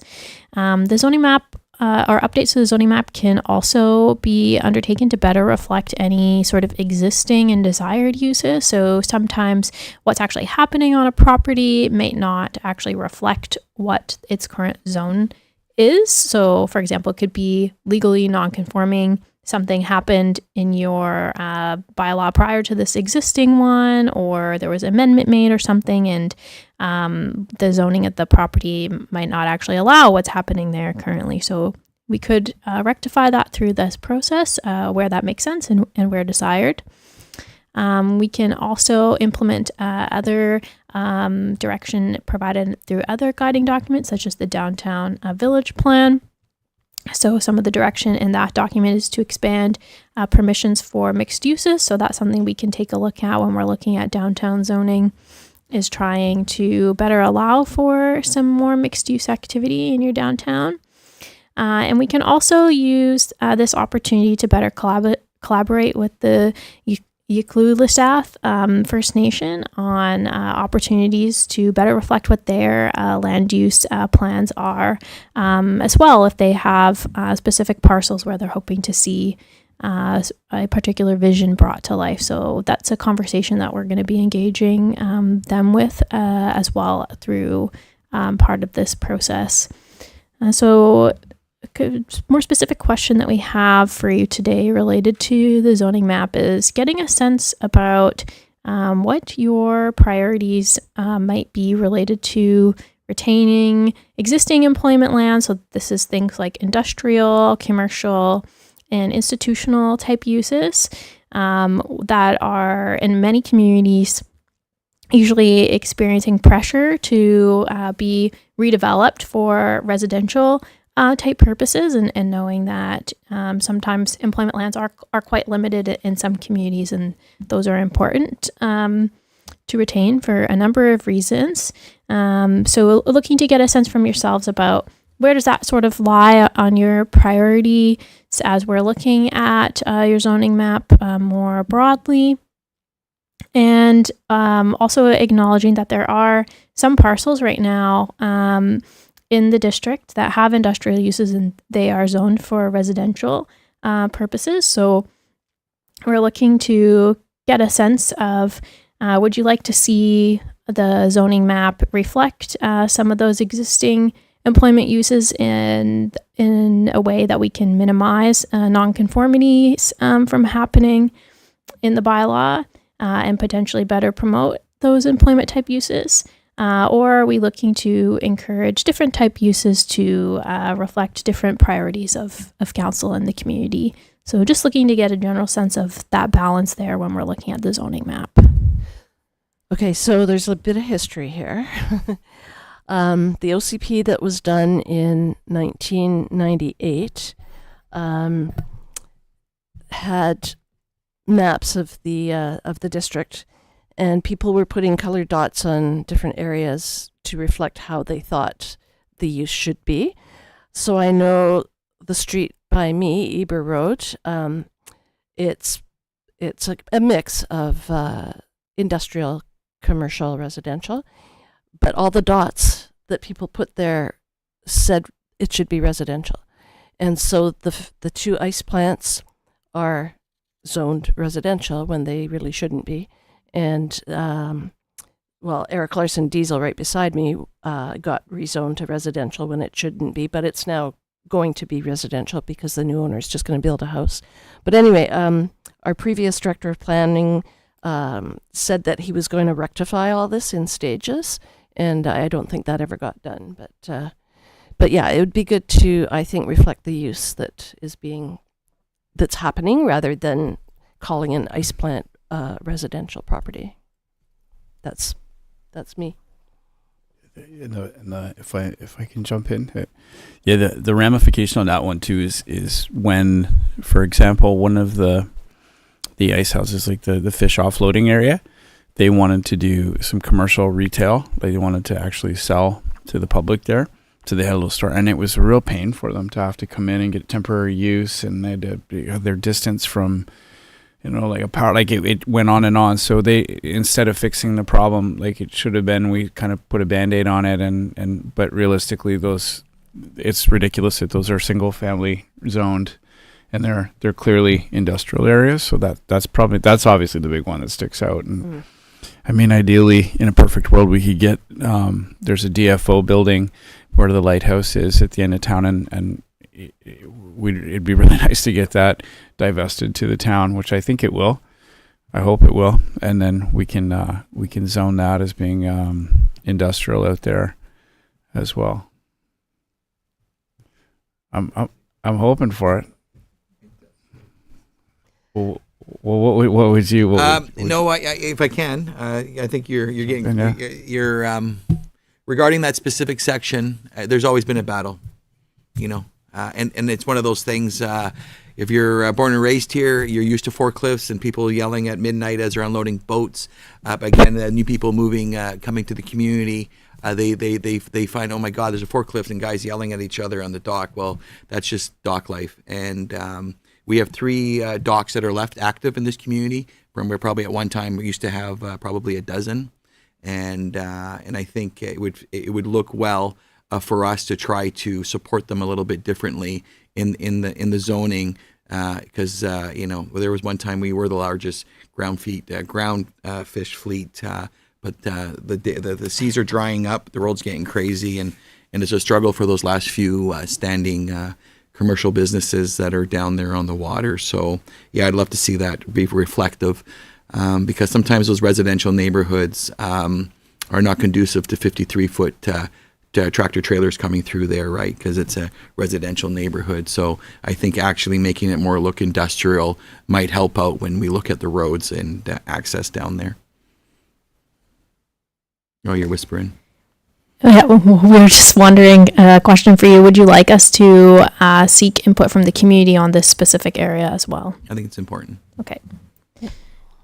This would also be something, as with any sort of property that gets like a land use sort of change, when we rezone through a zoning bylaw update process like this, the property owners would, of course, be notified. We legally have to do that. But I think through this process as well, because it is, even though they have, there's industrial operations and they have residential zoning, we will also want to have some extra consultation with them as well, to get their thoughts on, are there any sort of consequences that we're not thinking of at the time from rezoning their property from residential to industrial or whatever we decide on that as well. For sure. The property owners should be absolutely consulted. Great.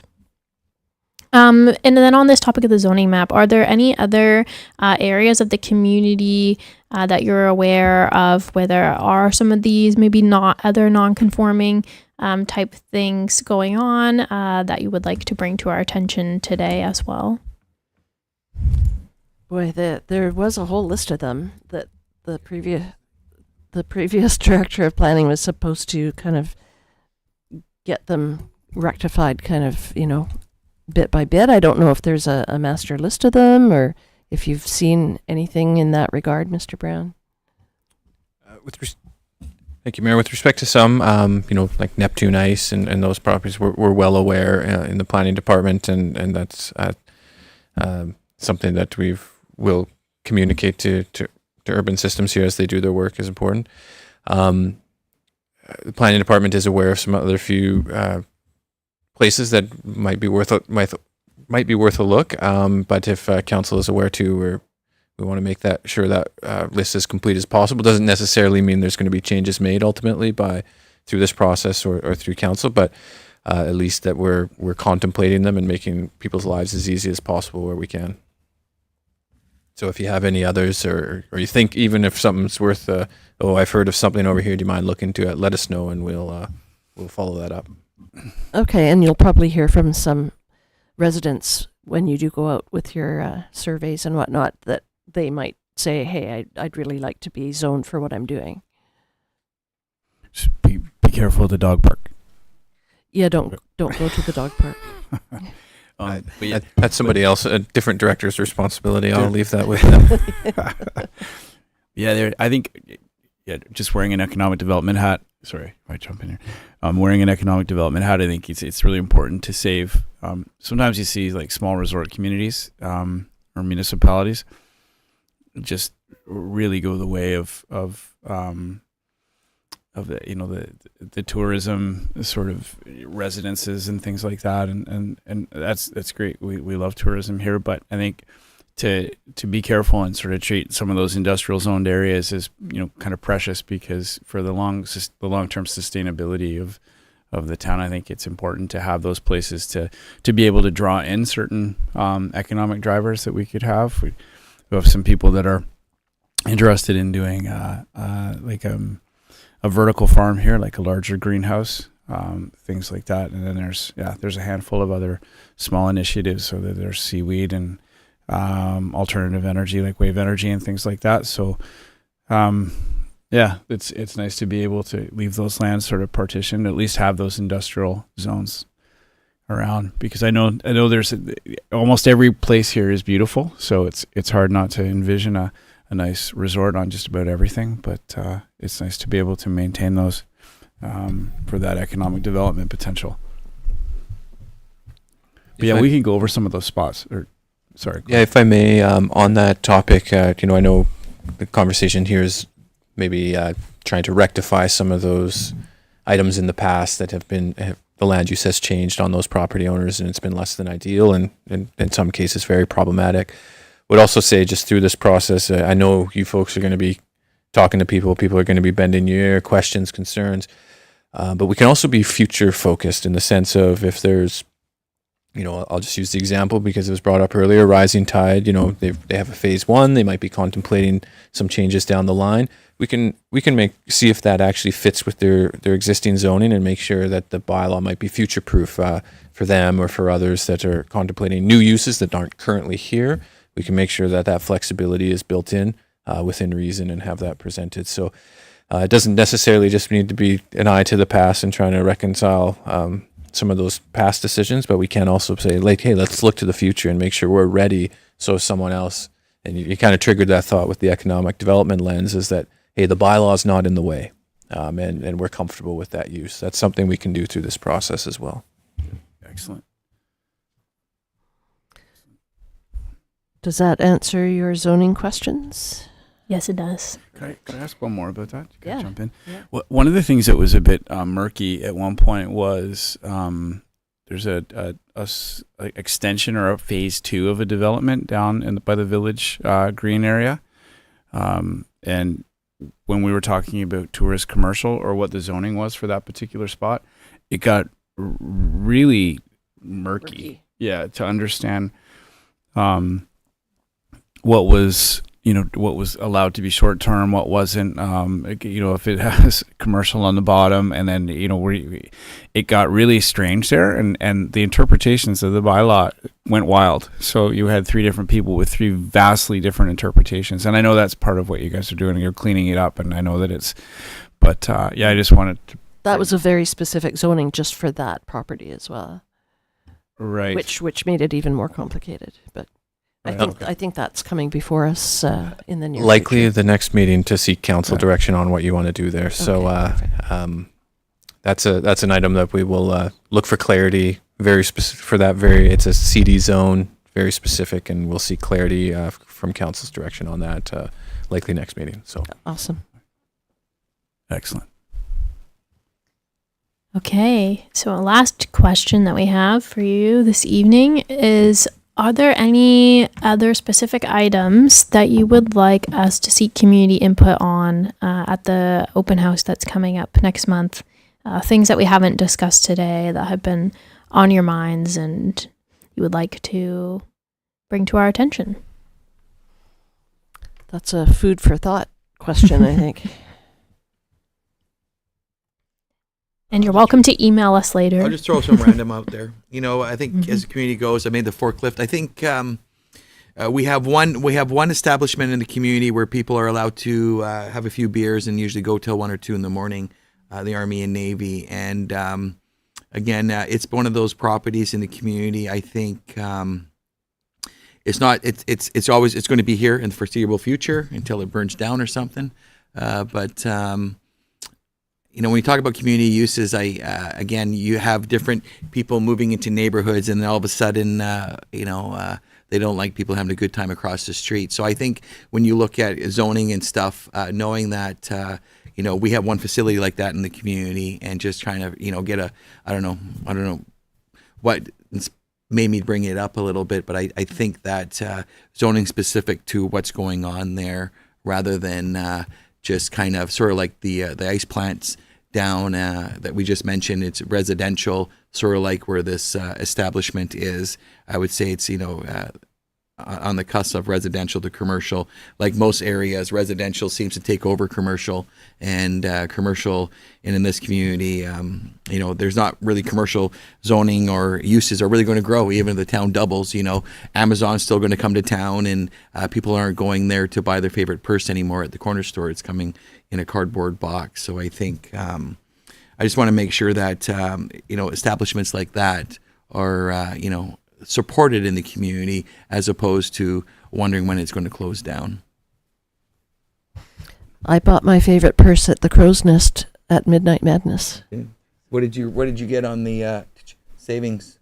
Did you hit The Midnight, or the One-Armed Bandit? Yeah. Yeah, just 10%. Oh God, it's rigged anyways. So any, next steps you're on?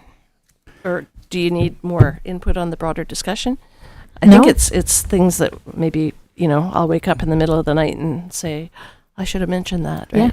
Yeah. Can I jump in with one thing about just really quick? And this is probably I don't even know if this is applicable to this, but it almost is like as planners, you could probably see our map and realize that it was kind of hodgepodge, like the way that the town grew was sort of in different spots. So when people come, they'll ask like where to go, like for a walk. And in some places you can go down to the water and get an ice cream and walk around the boardwalk, but here that's going to be the Whiskey Dock, and maybe over to Yuki Dogs or one of the other restaurants right there. And then if they want to go up for entertainment, they have to walk up the hill, and then like the hotel Black Rock would be on the other side of town. So just the walkability increase would be really good if we had just the idea that people can walk around and move around a little easier. Helen Road doesn't have sidewalks, and that's so just the movement around town. I don't think that was super thought out in the older times. So just to kind of have that in the back of our heads that people like to move around here, and it's not always the easiest. The upgrades to Peninsula Road that were just done with Modi were amazing. It's a huge leap. Bike path, yeah, so great. Those are huge, but then sometimes there's like little details that could be a little bit better. Like for example, we have a what's the word I'm looking for here? Forest Glen. So if the older folks are there and they want to move around, they don't have benches within a certain distance, so it can be quite tough for them to say go down to the grocery store or something like that. So just those sort of like people movement type things in the town is just kind of a nice thing to have in mind when we're laying things out, because there has been some talk about it's difficult for some of the seniors to get around because they don't have benches spread out. A small thing. I don't even know if that's a broader discussion for a zoning thing though. It's more Parks and Rec discussion. Yeah. There you Accessibility. But that was one of your topics in the last 2 terms, was walkability of the town. And I think signage has a lot to do with that as well. But that's really nothing to do with zoning, so it's just kind of general comments. Yeah. Sorry, I should have brought it up. It's good context still. It's helpful to understand that, walkability is something that you would like to enhance, and maybe something we can explore at the community a little bit more. That it's still good to think about from a land use perspective in terms of what can we do from a zoning level to try to better improve walkable environments and make that a reality. So I like that. helpful context. You made it relevant. I like that. That's No, well, at the end of the day, when these streets were made, everybody just walked down the middle of the road. But what's happening? I go to Sydney quite a bit. My oldest daughter lives there, and I love Sydney. And but you can see what's happening. What's happening in those lovely 6-meter streets is there's more than one family living in these homes now, right? And so sort of like what's happening in this community where there's more cars going to the road where even 10 years ago it wasn't happening. So I think when you're talking about your zoning and stuff, where we traditionally have put beautiful little shrubs and the weeds grow out of it, the reality is people park on them now because there's no parking. So I think that when you're looking at their broader scope, we need to get more street side parking where we traditionally would have let Parks and Rec do their thing. But the reality is there's more families living in the single family. And I think that the district needs to be looking at some of these pre-existing areas and knowing that we need to get more street parking because it's not happening on the lots just because and in Sydney's that one. It's everyone's so gentle there, you know. They wait for the car to come, and nothing like that here in Yuki. But it will be like that here in another 50 years or 20 years. And knowing that getting well-established sidewalks are important, but getting being more okay with street side parking, which is something that was not really something that's common for town. So parking was not brought up tonight. That's not part of your sort of purview? It is part of our purview. Yes. Bonus round. Yes. There you go. Yes. Okay. So if there's anything related to parking top of mind for you that you want to share right Well, now, we love free parking. we're open to hearing it. I I will note that it's off street parking is what is within the purview of the zoning bylaw. So on street parking is something that's dealt with separately. District, yeah. Yes. Yeah, so it would be, if a development of this size happens, then it should have so much off-street parking. Correct. Yeah, Yes. Yes. Very similarly to bicycle parking. So, this many stalls per unit or something like to that effect. And our current zoning bylaw must have something to say about that. Yes, it Yeah. does. Okay. Yes. So we will be reviewing the existing parking requirements and seeking some input from staff as well to better understand if there's been commonly requested variances for those parking requirements for new developments, etc. Parking inevitably almost always comes up during community engagement on zoning bylaws in every community. So we anticipate hearing some feedback from the community as part of that process as well. However, if there are specific things that you have been hearing from the community that you want to bring to our attention about parking in certain areas, parking related to specific uses, we're open to hearing it. Okay, great. Okay, well, maybe we'll wrap up because we are 1 minute over now.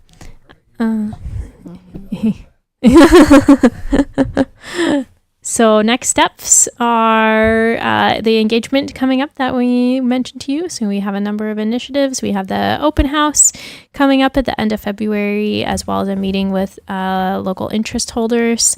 Then we're going to come back to yourself sometime in March to present to you the findings of what we learned from the community during that time and seek any direction that we might need from you as well. As I mentioned earlier, there's going to be a series of workshops that will happen sometime in the spring too, when we have some options to present related to housing approach for the community. And then following all of that in the spring, we're going to prepare a full draft of the bylaw and a map to bring to you for review and input, as well as to the community. And then we will hopefully begin the bylaw approvals process sometime in May, so we can get the bylaw adopted and the public hearing prior to adoption in June to meet the Housing Accelerator Fund requirements. Great. And the website is going up in the next few weeks? I believe in the next week or two. Oh, wow. Pretty And soon. Do you know Yes. what that address will be? I do not. You will be the first to know once we have it. Okay, perfect. Awesome. Well, thank you for your presentation and your questions. And Thank you. And thank you, if I can. Mhm. One of the things regarding your engagement, I just really, there's a large audience in the community that are not signed up to the district emails, not following Facebook, and after because it's an important topic. I would just throw out there, putting the sandwich boards in front of the co-op or near the co-op. Everybody vacates a co-op every second day. So just low hanging fruit items. If you have a little flyer for takeaways that the girls at the counter can have, it's really make this a community thing, and getting people that I hate hearing after the fact from some people that are not connected. Oh, I wish I knew about it, when we could just put sandwich boards, which you guys own, up at the co-op, and that'd be my only thing. That's a great idea. So thanks very much. We're just kind of finalizing the engagement plan. Not that it's in stone, but just kind of how we're going to move forward. And so I think we'll get that in there. And yeah, I always find that if you put the sandwich board here, you're missing the audience. It's like it's there, and whatever you can do. Oh, you got a new guy now, so I think get him to install it. And I think we just need to get off of social media a little bit and just get back to the flyers and looking people in the eyes and making sure they attend. Yeah, understood. I'm not on social media. It's amazing how much I missed. Yeah, I'm unplugged there for a little while now, and it's peaceful. I'm getting things done again. Awesome. Councillor Anderson, anything for you? No, that's great, and thank you so much for everything you're doing. And I think to myself, could I do your job? And I don't think I could. I just you're never on time, so don't listen to him at all. He's got chickens, No. so we can't trust him. No, just kidding. But yeah, no, I just think I've gone through our bylaws, or I've gone through so many times, and just I end up going cross-eyed because it's an enigma wrapped in a puzzle sometimes, and for you guys to jump into that and tackle it is a huge endeavor. So thank you very much for doing that. Mr. Harding, anything from you? No, I just really appreciate council's input today, and then also the consultants and staff's just presentation of this. This is again a major project, and one that's really needed to help clarify a number of things, and I'm really excited about it. Great, thank you. And thank you all. It was a great evening. Thanks, Aaron. Appreciate it. Okay, so I guess we're now moving on to question period. This is an opportunity for the public to ask questions and comment on matters within council's jurisdiction. There are no audience members. Are there any members of the public attending by Zoom or telephone that wish to address council? No, there's not. And did we receive any emails to communityinput@ucluelet.ca? No. No, we did not. All right, so I will move that the January 28th, 2026 Special Committee of the Whole meeting be adjourned at 6:06.